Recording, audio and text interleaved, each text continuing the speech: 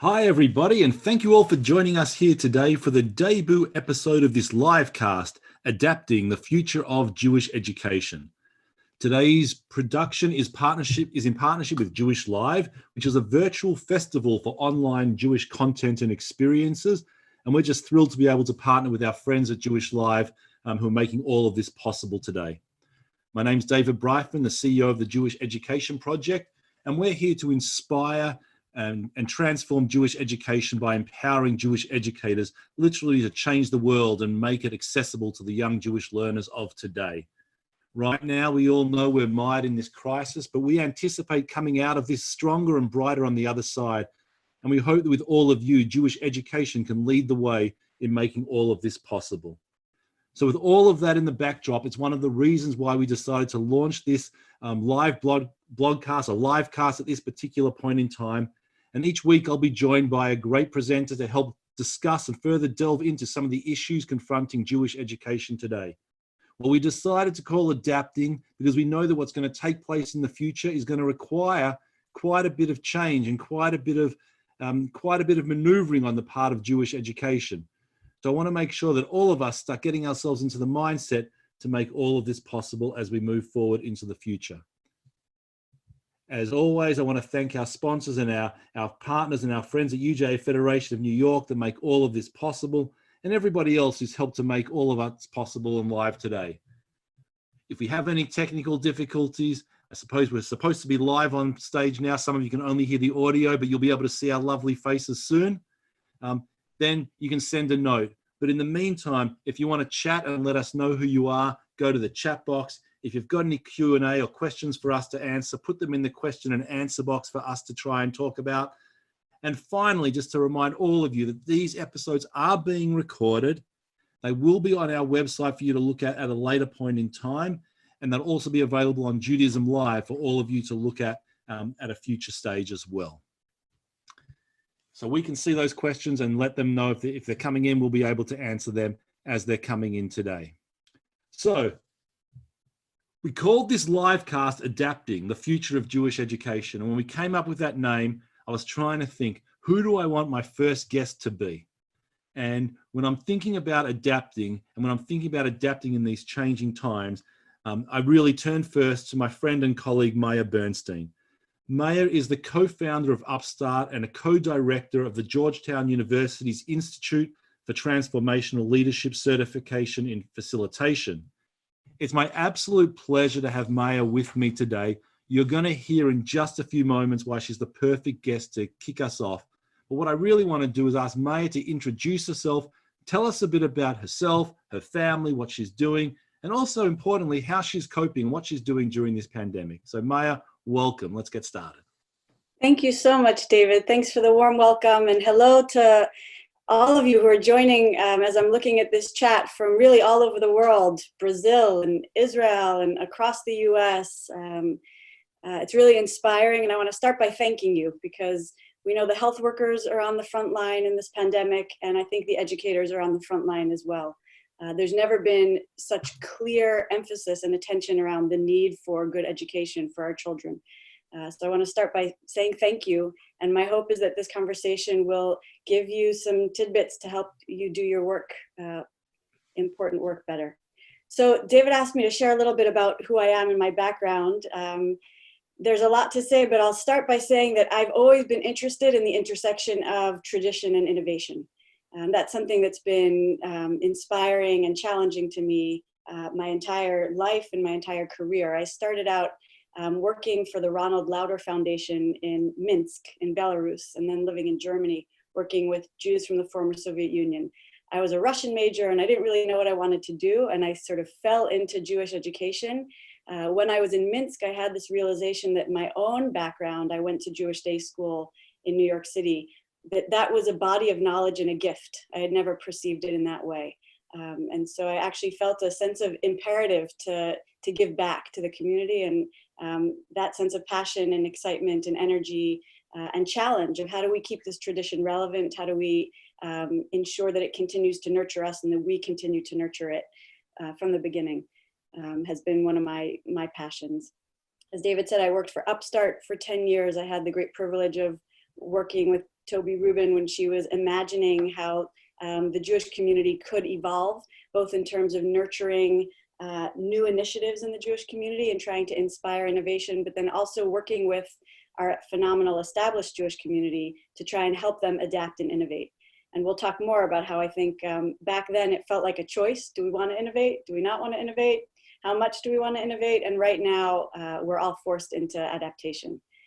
And then now I'm doing a lot of teaching. I teach for the Wexner Foundation and for Yeshivat Maharat and at Georgetown Institute of Transformational Leadership, for the Masa Leadership Center. So I'm sort of back to my passion of teaching. So that's a little bit on the professional side. What about the family? How are they? The family. So as I'm sure everybody is grappling with their own challenges of being at home. Some of us are alone. Some of us are a lot more isolated. My family is in the overwhelming situation of having lots of us in this ship. So I have 5 children at home, and 4 of them go to Jewish day school. And so I've been eavesdropping and participating in a lot of Zoom learning. A lot of it has been tremendously inspiring, but as we all know, it's also a real challenge. I've become the smoothie maker. My 6th and 8th graders have decided that they can't get through Zoom school without a fresh smoothie each morning. So there's the joys and the challenges of having everybody in the house. Also, my husband, Noam Silverman, is the principal of Heschel High School. And so I have that perspective as well, as being the partner of somebody who's running a school right now and facing that set of challenges. And also I'll shout out to my daughter, who had one of, I think, the first Zoom mitzvahs back in early March. She had been looking forward to her bat mitzvah, as all kids do, for a really long time. And she read the Megillah online and still isn't quite over that. So we're dealing with a lot of ups and downs, as I'm sure everybody is. I think we'll talk a bit about what it means to go through some of those ups and especially the downs as well, both on a personal and a professional sense as well. So we called this whole series Adapting, and we meant to really riff off a term which has become common parlance in the Jewish community in many ways, and that's the term that you're most familiar with, and I think you're also one of the people that taught it to me, the term of adaptive leadership. And I really want to try and delve into a bit about adaptive leadership today, because it'll give people an insight as to why we think it's an important concept that really undergirds a lot of what we're trying to accomplish, not just with this series, but also in all of the work that many of us are engaged in. So how would you define adaptive leadership? And let's move from there. Okay, so I guess I want to start by honoring the founders and the thinkers about this approach to leadership. Ron Heifetz and Marty Linsky and Alexander Grasha are amongst my teachers in this. And maybe, David, I'll start by thinking about what it means to be in adaptive times. Right, we're talking about how challenging these times are, and I think that the framework of adaptive leadership can help us maybe understand why these times are so challenging. So one way to think about what we're going through is that we're all going through an adaptive process that none of us signed up for. And some of the characteristics of that process are, first of all, there are no existing solutions. So nobody can clearly say, okay, this is what's wrong, and this is how we're going to fix it. Even in terms of understanding scientifically the nature of this virus, to all of the ramifications of how do we return to society, how do we educate ourselves, how do we feed ourselves, how do we interact with each other. There are no clear solutions. So that's one of the characteristics of this kind of adaptive environment in which we're operating. Another characteristic of adaptive times is that there's a radical change from how things have been to how things are going to be. Both in terms of everyday life and in terms of big picture questions. What's the future of work? What's the future of our global healthcare? How do we think about education going forward for all students? So this radical change from how things have been, and we were thrust into it against our wills very, very quickly. That's another characteristic. I think another characteristic of adaptive times, of a way of knowing if you're in an adaptive process, is tremendous exhaustion. I think a lot of us are having trouble sleeping at night. There's physical fatigue, but there's also emotional stress and fatigue. There's spiritual stress and fatigue. Each of us is literally worried for our lives and for the lives of our loved ones. So that's another characteristic of this kind of environment. It lands differently for each of us. There's a meme going around that we're all in the same storm, but we're all in different boats. And I think that that's very powerful. It's true socioeconomically, it's true across racial lines, it's true in terms of our own histories with trauma and our own experiences in our lives. So this sense that we all experience this very differently, and that's part of what makes leadership so hard, because everybody's in a different boat. And then it also has phases. I think that's another characteristic of adaptive times. You can think of the metaphor of an emergency physical situation where somebody's rushed to an emergency room. There's that triage phase where you just try and stabilize the patient. And I think we've had a particularly long triage phase. We may still be in it, of just trying to stabilize. But then the next phase is really trying to discover, well, what's the diagnosis? What's going on with this person? And then, okay, what are we going to do about it to help them? And then how is this person going to maybe make changes in his or her life so that this doesn't happen again? So we don't even know what the phases of this are. We're probably still in either the first or the very beginning of the second phase. And then finally, this environment of adaptation requires muscle building. It's going to require us to learn skills and to operate in ways that we haven't before. So I'll turn it back to you, but I think that it's important to maybe have some of this information in our heads when we think about, well, why are these times so challenging? So that's really, it's an interesting concept in terms of you're talking here about, use the word radical even a few times, radical change or uncertainty. And I'm hearing the word thrown around a lot in the community now about pivoting. And pivoting is like, in my mind, it's a small motion, right? Like it's a small detour. I mean, in basketball, which I do not play, you actually keep one foot on the ground and then you're moving direction. You're literally just, changing your orientation as you pivot. But what you're suggesting is perhaps something a bit more, this is the less comforting part, I guess, about what you're saying, is that what might be required of us is not just a pivot, but some sort of radical reorientation to an unknown future. And that's actually a bit daunting for me right now to hear you say that. Yes, I think that we can hold both gently. But I think that, we literally can't play basketball with each other right now, right? If we're going to use the pivoting metaphor, we can't pivot. We have to rethink the game. And I think that's part of what an overarching global adaptive change is forcing upon us.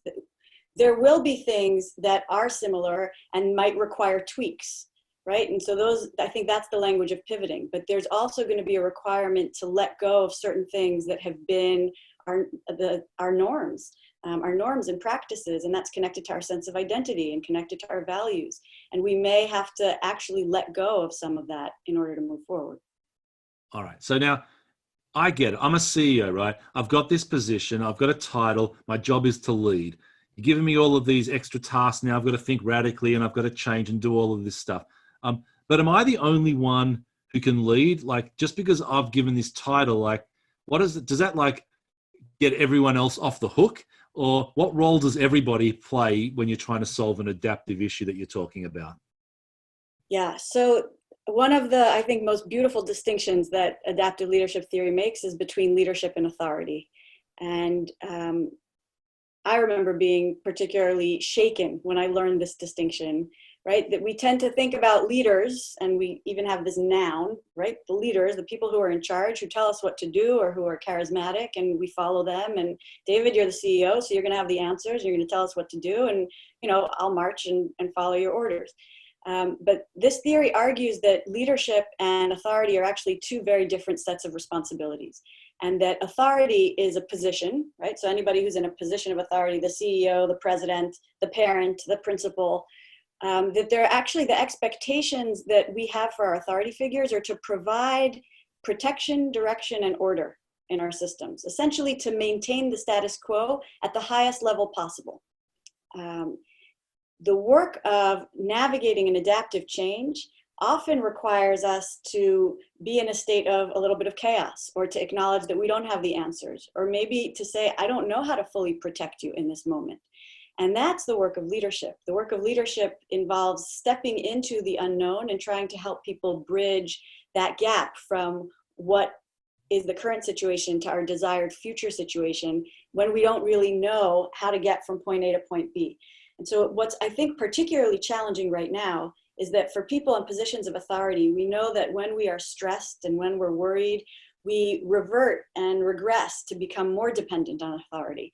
I find that with my kids. I've got kids walking into our bed every night, needing to have a drink of water and needing to have their stomach aches soothed, right? That's a pattern you're going to see in your organizations. That's a pattern you're going to see amongst your students and in your faculties. People want to be cared for more. And yet, what leadership requires in this moment is actually sometimes to disappoint that expectation, to say, I don't have the answer. Can you join me in entering this unknown? And so leadership, we can think about more as a verb and less as a noun. And yes, anybody can engage in leadership. The challenge is when you're engaging in leadership from a position of authority, people are going to be angry or frustrated or even frightened because they're expecting you to protect them. And when you don't have authority, you don't necessarily have that platform from which people will listen to you. And so you have to figure out how to build the informal authority and partner with authority to be able to try and make a difference. This is on one hand, what you're saying makes a lot of sense. On the other hand, you've just like sort of shaken my world, right? Like the expectation of the people that I lead, and by definition, a leader needs people to follow them. Otherwise, they're sort of like, leading no one, which is not really helpful to anyone. So let's say I've got people looking to me to try and have some sort of way to follow my guidance. And you're saying it's okay for me not to have the answers. And then like, what do I do? Like they're coming to me, they want solutions. I've been appointed here. And now all of a sudden I'm saying, you know what? We're in this together. We're going to have to solve it together because this is much more than me giving you an easy fix to this problem. We're sort of stuck in this boat together. And yeah, am I getting it right? Yeah, I'm making your job harder. Meaning, I think that something that right now is probably the most important commodity between people is trust.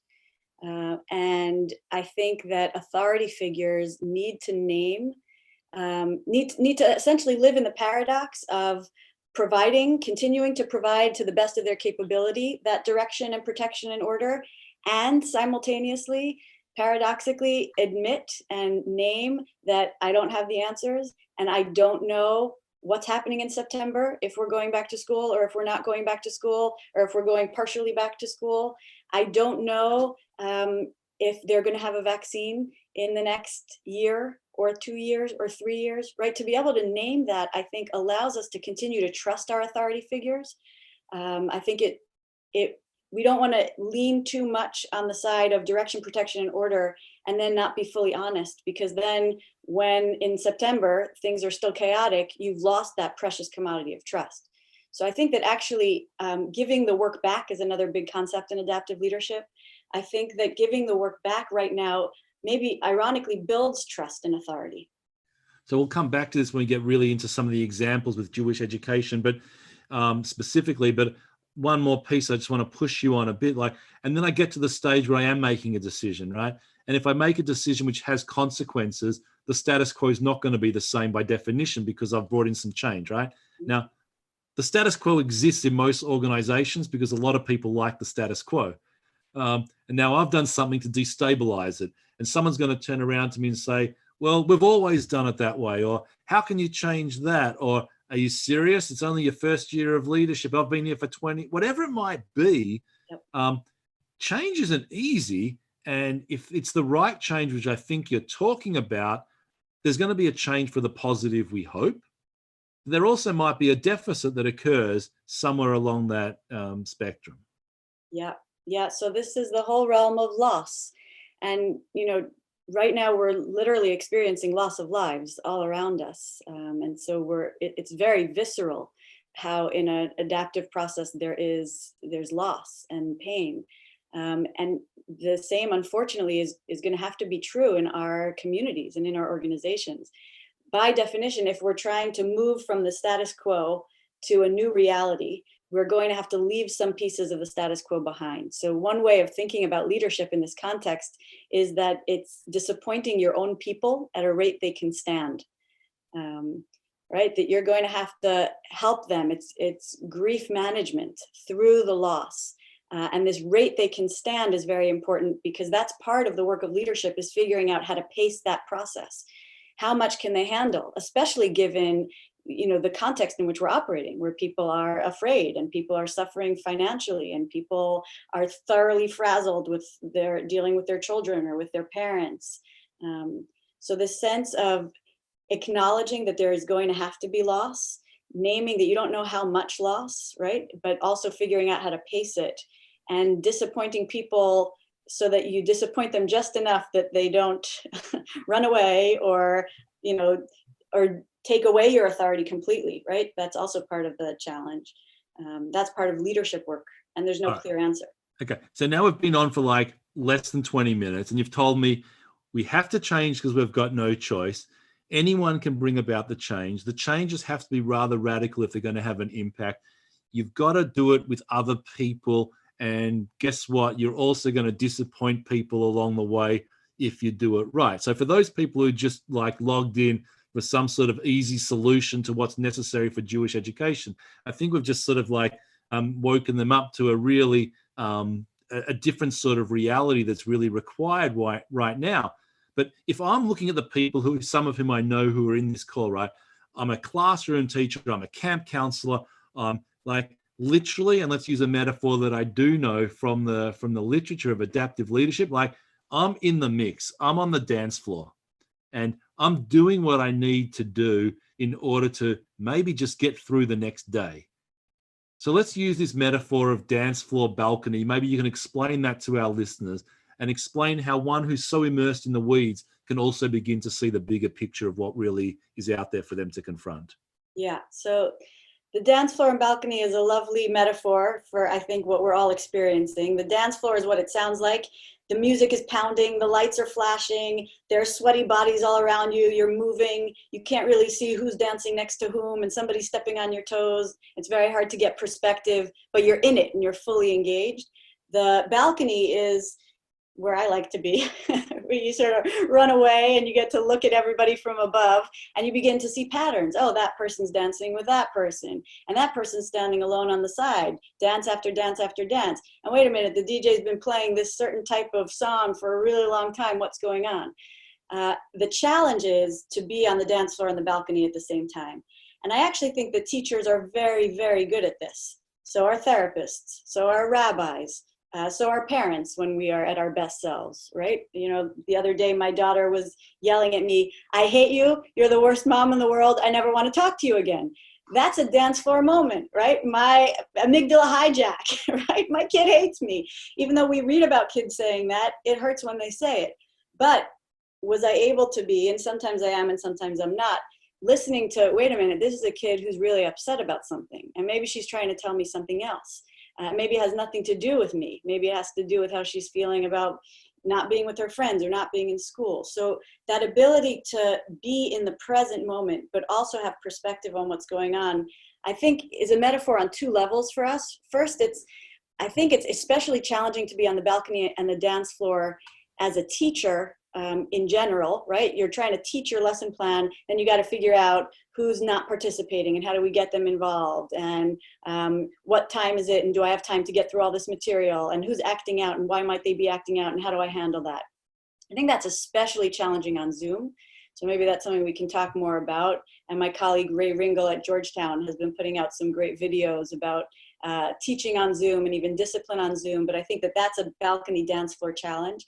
But David, what I think you're asking me is actually a bigger question of, can we get through the rest of the school year and figure out summer camp while simultaneously thinking about what are the ramifications of this for the next 10 years, for the next 20 years, for the next 50 years? How is Jewish education changing?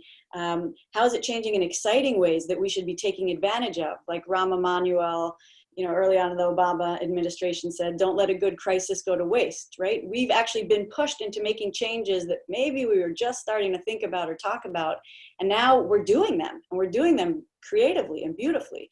So how do we hold on to that while simultaneously navigating the exhaustion of day-to-day life? Believe me, I've got heaps of stuff that I can talk to you about, and we're going to continue. But I also want to encourage people to use the question and answer box to write us some questions. And Maya or myself will have a big go at trying to answer some of these questions. So I'm going to transition now, focusing specifically on this Jewish education enterprise that we're engaged in. And I don't know if I ever told you this, but when I teach a course on Jewish education, I actually start with an article that you wrote a few years ago, which appears in Zeke magazine, now online, that we'll refer to. And the opening of this article that Maya writes about is she talks about the purpose of Jewish education, and she uses this metaphor of fire, and literally the word purpose comes from, I believe it's the Indo-Chinese root of the word pur, meaning light or fire. And this whole metaphor, like what lights it up. And I'm interested to ask you now, I do caveat this by saying that you've acknowledged to me offline that you're not a Jewish educator. Well, I would say anyone raising 5 Jewish kids in a family and putting them through, yeah, you qualify. And then we'll talk about the most recent article that you wrote as well. But I want to ask you, in your experience, how do you define the purpose, the essence of Jewish education? So it's a big question. You know, it's funny, I hadn't read that article in a long time, and we'll put the link in if you Google Zeke, purpose of Jewish education, but we'll put that link in. I think it's, I would say I have more answers than questions, but I think it's a question that I'm not sure we ask enough. I think this question of why are we dedicating so much time and all of our resources to this enterprise of Jewish education, everything from day schools to camps to communities. And so when I've been thinking about this since we spoke, David, a couple of days ago in preparation, and I was thinking about the quote from Echad Ha'am, who talks about how, and I'm not going to get the exact quote, but more than the Jews have kept the Sabbath has kept the Jews. And I think that dual street, that relationship of there's something in Jewish life, in Jewish culture, in our texts, in our practices, in our calendar, in our ethics, in our tikkun olam mentality that helps us become better people. It's the vehicle through which we show up in the world and hopefully contribute to the endeavor of being a human being trying to improve this world. And it has to work the other way too, right? That culture, that tradition, that set of practices, that set of texts needs to be studied and analyzed. We need skills, we need depth, we need exposure to it in order to continue to allow it to be relevant so that it can continue to affect us.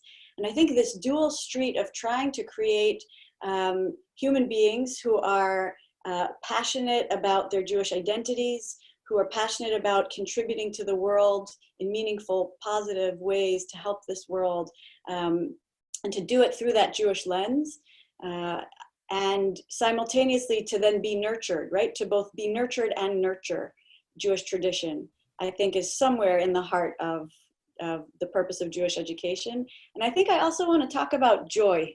I think that shouldn't be left out. I have to say, watching my children who go to SAR Academy on some of their Zoom community gatherings, the Havdalah that they do on a Saturday night, or the, before Shabbat singing on the steps, right? Regardless of our denomination or our religious orientation, something about coming together in joyous connection as a Jewish community feels deep and profound to me, more now than ever before. Okay, so I happen to buy into your purpose framework, but I want to push you a bit because there was a word which was missing from all of that, which I think is important, because the word which appears most common in a general traditional definitional sense of what is education, that's the word knowledge, or content, or stuff, or Torah. And in some circles, education is classically defined as the transmission of knowledge and skills from one generation to the next. So I'm asking you here, like, what role does knowledge, what role does Torah, small t, wisdom have in what you talked about, which is pretty much a relational sort of approach to what Jewish education should be espousing, but what role does knowledge acquisition have in your understanding here? Yeah, thank you. I think that it's critical. I think that it's the doorway through which we get to all of those emotions and sense of identity and sense of commitment to one another and to the world. I'm a big believer in teaching skills, right? I think that's critical. I think that's what allows us to make this tradition our own. And I also say that the question of Jewish education has two pieces. There's the Jewish piece, which I've been talking about, but there's the education piece, right? And especially if we think about day schools in particular, but also supplementary schools, right? We are trying to also educate our children, not just for a Jewish life, but for life in general. And I think just like the debate around what does Jewish mean, there's also a debate around, well, what does it mean to prepare a child for the 21st century? I think we don't know the answer to that. I think that's radically changing as well. There's radical again, right? But the question of what's the future of work with artificial intelligence and robotics and cobotics, this new term about how we're going to be living in conjunction with robots and working together with them. It reminds me of, I used to watch this show called Small Wonder in the 1980s. I don't know if anybody knows it, but literally this family had like a robot sister that slept in the closet and you could turn her on and off. So apparently we're moving towards that kind of world. So I think there are huge questions around how do we need to educate?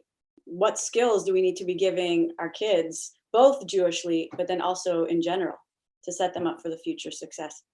So one of the problems of this podcast was always going to be using this label of Jewish education. Let's just take for granted that we understand that Jewish education at a different age in someone's life means something different. And let's also take it as an assumption that in different frameworks, Jewish education also means something different as well. So the expectations of a child going to a Jewish day school are different to them going to a summer camp, to a youth group, an early child. Let's understand all of that as a given.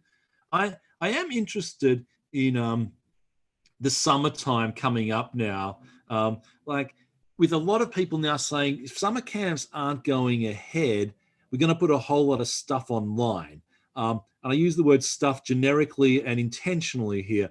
And I want to sort of understand, like, what should that stuff be trying to do? Are we trying to teach the kids more about what it means to be Jewish? Or what do you see? Or what would your advice be for those people gearing up to a summer, perhaps without any organized in-person encounters with Jewish educators?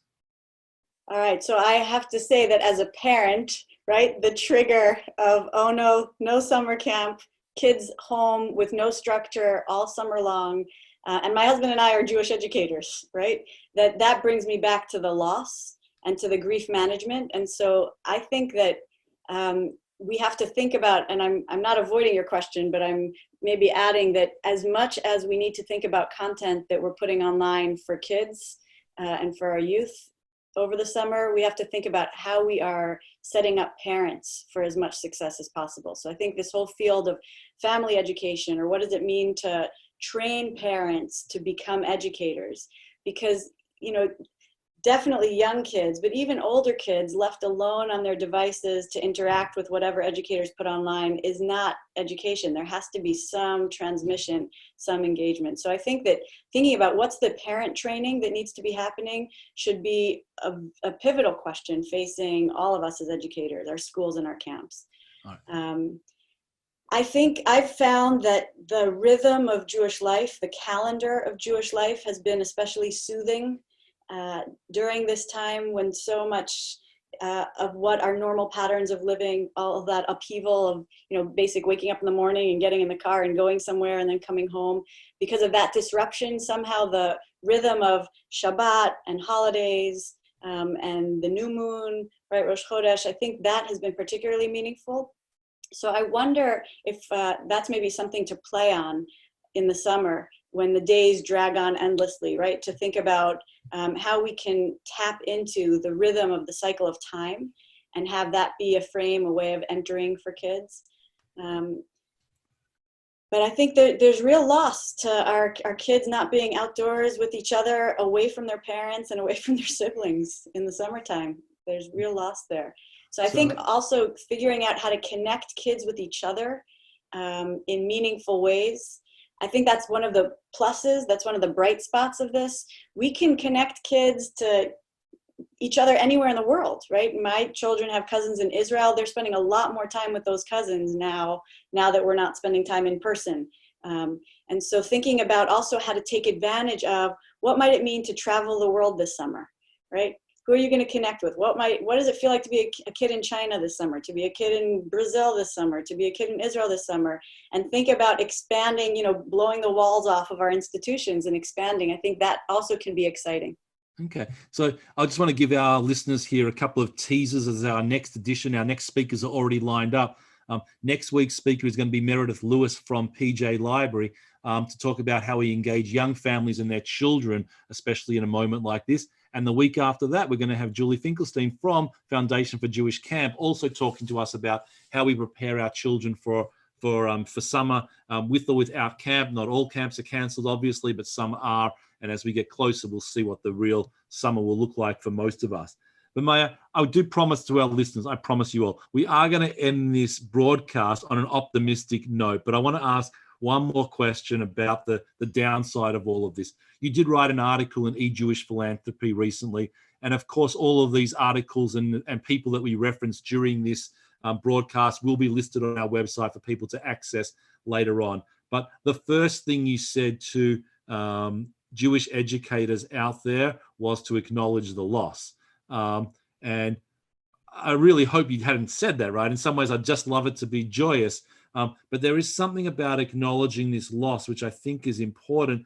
Maybe if you want to start with there and then go into some of the other things that you would like to give a bit of an optimistic outlook for our Jewish educators out there as well. But why start with loss, and what were some of the other things you pointed towards? Well, I think the last point about loss is to remind us that, again, I think of about three circles that we're in. There's the circle of the past, or what was the present 5 minutes ago, right? Somebody wrote about the end of the handshake, right? Kaddish for a handshake. That's how we used to greet each other. And who knows, that might be in the past circle, right? Then there's this present circle of what currently is. And then there's this future circle. And adaptive work and leadership means helping us move through the present, right, into what's going to be. By definition, we're going to have to let go of certain things from the past, right? So some things we're happy to let go of. And I think that that's also something we can celebrate, right? My 8th grader, school starts right now for her at 9 or 9:30 in the morning. She is so happy to let go of that 6:30 a.m. wake up to get out of the house by 7:15. Right? So are there things that we can let go of with joy? Are there things from the past that are losses for right now, but are not losses forever? I pray for the day when we're all back in buildings and interacting as human beings with each other. Right now, that's on hold, right? So there's a sort of a loss we're sustaining, but that's hopefully not a loss forever.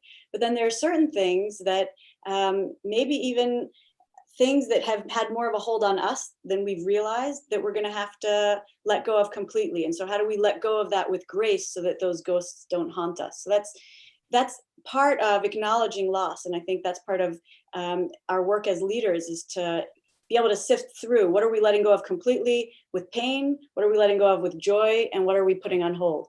And then these questions of what's critical to continue in the present, right? All of us have said we have to keep educating our kids, right? So we've scrambled and adapted to figure out how to do that. But then the exciting part of adaptation, and I think the joyous part of leadership is, well, what do we get to do in the future, right? And what does this mean for the future? And I heard Ron Heifetz talk recently on a webinar about there are so many amazing stories of adaptations happening left and right.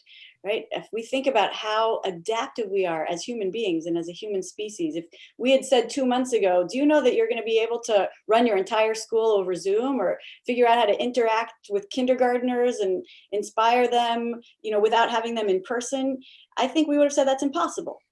I know that I have argued against using too much technology, and yet it's incredible to see what's happening. And so I'm happy to share a few of those bright spot adaptation stories that I've seen, but I want to encourage all of our listeners to almost keep a diary of what are the bright spot adaptations. What are the, we talk about silver linings, and I don't want to minimize the loss, but I think we also have to shine a light on and celebrate the positive adaptations. And I think that goes back to the dance floor balcony, that it's important maybe to dedicate time to get on the balcony, given how difficult the current dance floor is. And then you get to open that journal of positive adaptive stories and say, wow, look what we were able to do so quickly. What does that mean for how we can make change going forward? So here's interesting. I really do want to get to the positives here, but the story of adaptation is really an important one. And it does appear in one of the articles about adaptive leadership that people might have come across. This notion of adaptation in juxtaposition with the notion of survival of the fittest as well. Like, in an adaptive cycle in an ecosystem, some organisms by definition survive and then thrive, and some species also die off. Yeah. So I have a feeling that what you're also alluding to is the potential for the non-profit sector and the Jewish non-profit sector and the Jewish educational sector isn't going to quite look the same when we come out of this. All the bright spots you're talking about, I'm happy to go there. But at a certain point, we might have to acknowledge that that which was with us before might not always be with us moving forward. I think it would be irresponsible not to acknowledge that. And I think that facing that is going to help us do it with more deliberation and more grace and hopefully more success than if we were to turn a blind eye and pretend, oh, everything will go back to normal. Yeah, going towards rather than running away. Yeah, that's got significant implications for all of us moving forward, I think, as we contemplate the whole ecosystem of Jewish education. I do have a particular question here, which is sort of like, I want to raise it here because I think it's just, it's sort of like stating the obvious, like, how many more webinars can I log on to? Like, at what point does this Zoom, like, I mean, if it's messing with me, imagine what it's doing to the brain of my 10-year-old and 7-year-old kid. Like, is there ever a point where, like, we just got to turn it off and, like, Zoom fatigue is just a real thing and it's like, it's too much, even though it's the only way we seem to be able to connect with one another these days? Everything in moderation, including moderation. So I think it really is up to each of us personally and for our kids. My 5-year-old, her favorite part of Zoom, she likes to log on to her class Zoom so that she can hit that little red leave button. That's her favorite part, is leaving. I think I've stopped forcing her, right? And I've spoken to her teachers about it. I think it's real. I think we also, this goes back to how do we educate and train parents. We have tried to make deliberate effort in our family to have meaningful in-person short sessions, but still sessions. So, I've got a hockey team, so there's some benefits and drawbacks, but we play musical chairs. It's great. We got enough people to play musical chairs. We try and do family sings sometimes in the evenings. We try and have family meetings. We try and, take hikes together as a family. It is real. It's real, the Zoom fatigue. I think we have to be very deliberate about what we're choosing to engage with ourselves and then what we're asking our kids to engage with. And teachers need to be very mindful of that. This parent piece, I think, really requires a bit more exploration. Like, you and I, we got backgrounds in education and that Jewish thing. So, like, but statistically, we're not normal, right, in terms of the Jewish population. And what's more is, I think the American Jewish community especially, and maybe others, because I see we have a few people from other parts of the world as well, parents and families in the 21st century outsource their Jewish education a lot of the time. You can go to Hebrew school to learn the stuff which I don't quite feel comfortable teaching you, or you'll go to a day school to learn the stuff that I wasn't able to have that opportunity to do so when I was your age. So we got into this routine of actually outsourcing our Jewish education and maybe our education in general. And now all of a sudden we're thrown into this situation where parents who have no qualifications to be educators are now, I think, at least partners with teachers at home trying to get their kids involved in an educational experience. So educationally and Jewishly, what's happening with parents right now? I mean, I'm thinking about my sister, who's an anesthesiologist, and who is supremely frustrated because her experience of her kids' school is that they expect parents to be involved. And I don't think it's the fault of the educators. I think that that's the default of this Zoom messenger, is you need an adult as a transmitter. And so, first of all, even that question assumes that parents have the ability and the time and the resources to even think about dedicating themselves to their kids' education. So I think it's hugely problematic, because if parents are lucky enough to still be working, then they're depending on outsourcing their kids' education, right? So that's number one. Number two is this is therefore an adaptive process for parents. There's a loss for parents in terms of that maybe ability to say, we're not responsible for this part. I got to figure out how to toilet train my kid and, turn them into a mensch and teach them how to eat and cook and whatever it is we're teaching our kids at home. But actually now I'm responsible for their education. That's an adaptive process that I think the parents need leadership around that. right? There has to be leadership around helping the parents navigate the loss. My husband and I look at each other at 11 p.m. and we're like, can we please stop parenting right now? We have been parenting since 6 a.m. I'm done. When do I get to stop? And right now, that's just the situation we're in. So I do think that training and resources for parents is especially critical right now. So I don't know if you want to comment on this. I didn't have this in the preempting questions, but I'm not talking about your family, but in general, do you see gender differences playing themselves out here, or are you attuned to anything that's happening between male and female caregivers, parenting styles, what's taking place for Jewish families in particular? Do you have any insights there or hunches what might be happening? And again, that brings me back to same storm, different boats, right? There are all kinds of families with single parents, families, LGBTQ families. So it's hard to give a clear answer to that. I'm coming from a family where I'm married to a man and we have a lot of children and we are part of a modern Orthodox Jewish community. And so that's the boat from which I'm reporting. I think that each of us is triggered in our own ways. And so, yes, gender definitely plays a role in that. In my family, I'm doing all the cooking, right? But also my husband is running a school and I'm not. And so there's tension that we sometimes have around that, and we're trying to navigate that. I think that each family is navigating the challenge of whatever the nature of their boat is, however their boat was set up. Now suddenly there's tremendous more pressure on that system. Yeah, so I think that's really challenging for each family.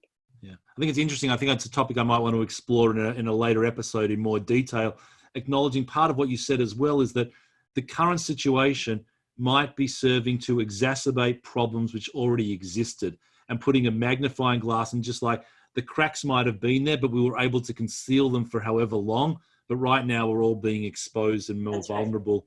Right. Yeah. So that's right. And I would also say on that point that the best advice I've been given and want to share is we should be very gentle with ourselves, very gentle with ourselves and very gentle with each other. This is an unprecedented, stressful, global situation. We're in a global pandemic that nobody knows exactly how it began, and nobody knows exactly how it's going to end, and nobody knows if it's going to be solved.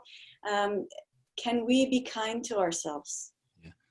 I think that's the number one thing that I'm telling myself and my staff at the moment is like, if people only could tell me when this thing was going to end, I think I'd be much happier. Like, at least I'd know what to be able to plan for.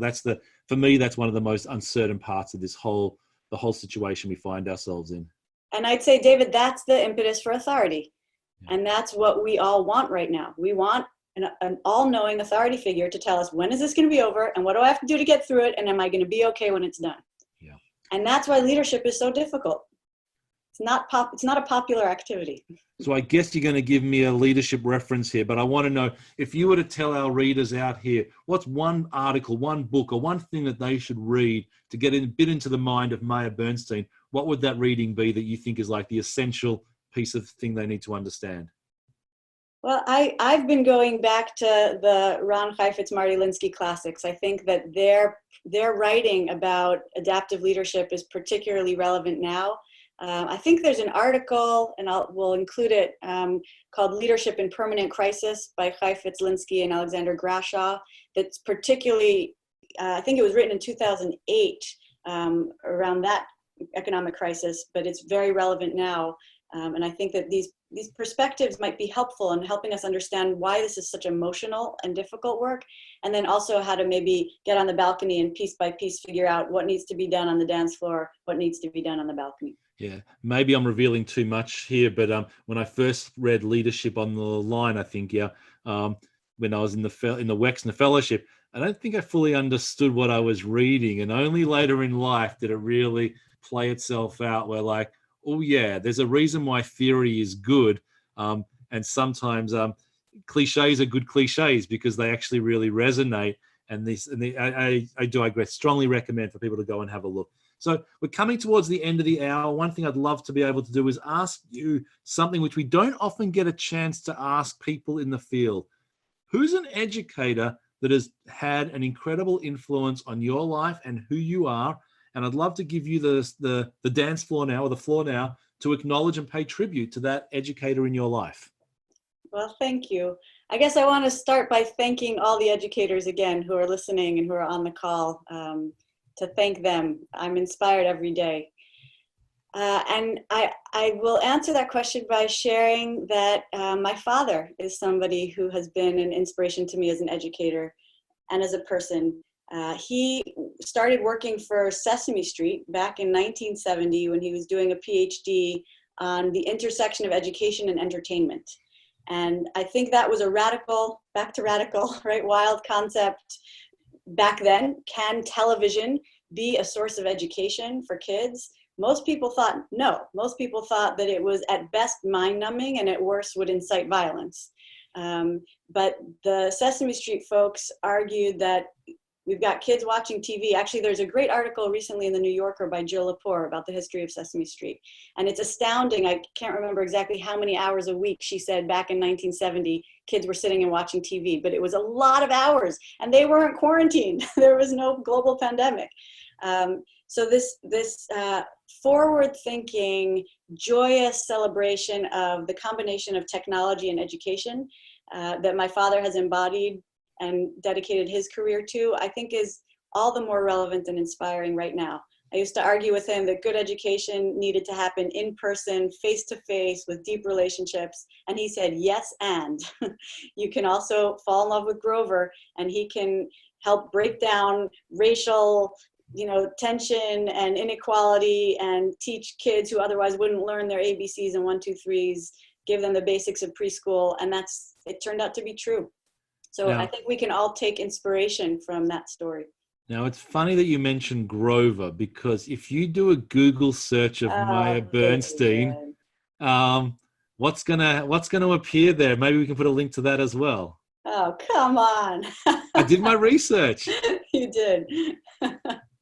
So there is a YouTube clip of Maya interacting with Grover as a young girl, and I think it brings to life what she's talking about now.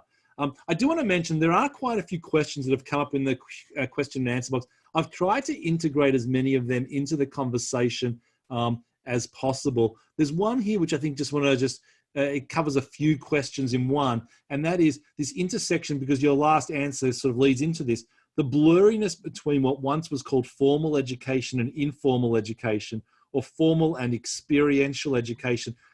This whole notion of the active learner. Just say a couple more sentences about that. Your TV response is interesting because TV, you think the learner is really passive and just absorbing what's taking place.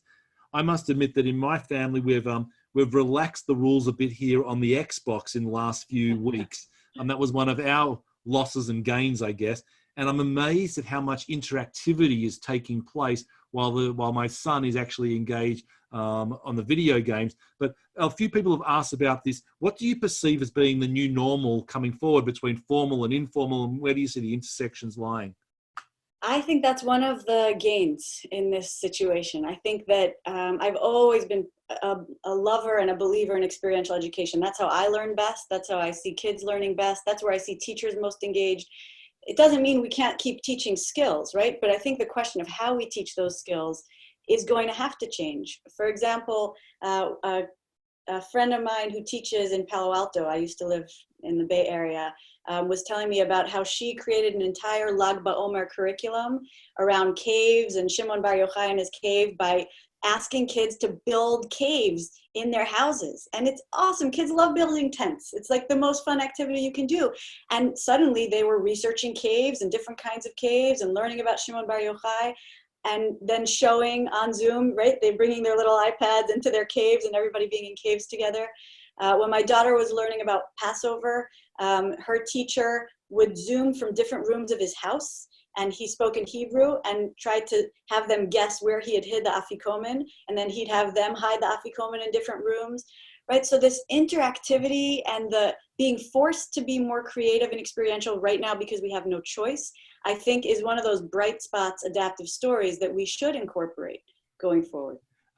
I know now's not the real time to boast about one's children, but my child, my 10-year-old, just created the best Minecraft version of Kibbutz Deganya that I have seen. And cows and chickens, the whole bit. We had a guided tour the other night, so that was great as well.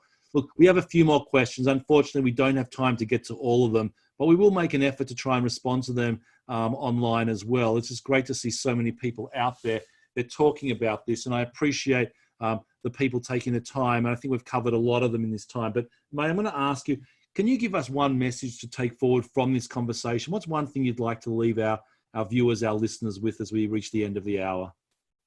There's a piece from the Talmud, from Masechet Horayot, that I've been thinking about, that I'd love to leave that image with everybody. It's an argument about what's better, Oker Harim, uprooting the mountain, or Har Sinai, sort of being present at the mountain. And of course, in Talmudic fashion, there's debate, and they end up arguing on the one side and arguing on the other side, and there's no real conclusion. But I think that this metaphor of Har Sinai, of this is the source of everything, is a metaphor for how things have been. We could think about being in school together as being at Har Sinai, or being at camp together as being at Har Sinai. And right now we've been forced to uproot. We've been uprooted from the mountain. But I think that maybe we don't have to imagine it as an either or situation. It's not an all or nothing, right? Can we imagine putting Har Sinai in our backpacks, taking some of the stones of Har Sinai and walking around with Har Sinai on our backpack? And I think that's the challenge and the joyous imperative of this time. Yes, there's a loss of not all being at Har Sinai right now. And at the same time, we are all learning how to carry those mountains on our backs. And so I want to encourage us and challenge us and bless us with the ability to have that fortitude, the courage, the forward thinkingness, the ability to let go, but not turn into Lot's wife and turn into a pillar of salt, and instead look forward and take this mountain on our back and not let it go. And who knows what beauty we will be blessed to encounter going forward. Wow. So I introduced Maya as friend and colleague. I forgot to, maybe the important thing was also teacher. Find for yourself a friend and acquire for yourself a teacher. In Maya, I hope I have found that always, and I hope all of you out there have found that as well, that in this hour on Together On, in this new realm of digital media, that we are able to listen together, come together in such a way. Hopefully you weren't all zoomed out. And a few thanks I'd like to say moving forward. Number one, thank you really profusely to Maya for kicking us off here. Really appreciate it. Secondly, to my whole team of the Jewish Education Project, who I don't get to thank enough. They helped me solve some of these adaptive problems behind the scene before I even know that they're problems, especially to Nessa, Greg, Karen, and Gabe, who helped bring this together. Also, big thanks to my friends, colleagues at Jewish Live, Dan and Lex, who had the idea a few years ago, before it was trendy to be online, to set up a podcast, Judaism Unbound. And when I had the chance to explore what it would look like to go digital, I turned first to them and to Jewish Live to make this conversation possible. And I'm great that we've got this partnership moving forward. As I mentioned, next week, Meredith Lewis from PJ Library will be joining us in a conversation focusing on young families and parents and all things related to Jewish education in that realm. One other thing really important, in my preparation for these live broadcasts, I was also fortunate enough to be able to interview quite a few other colleagues and put their interviews pre-recorded, asynchronous, online. And we're going to send you out after this email information, not only about next week's interview, next week's discussion, but also the ones that we've stored online. So there's some great interviews with some great Jewish educators out there with a whole lot more recommendations of readings for you to have a look at and to really continue this conversation moving forward. Finally, just to say, Jewish educators, we are proud of you. You are some of the unsung heroes of what's taking place. As a parent, as a fellow educator, I really just want to thank all of you, to thank everybody for joining us here today. Everybody, have a great day. Be safe, stay healthy, and hope to see you back here next week.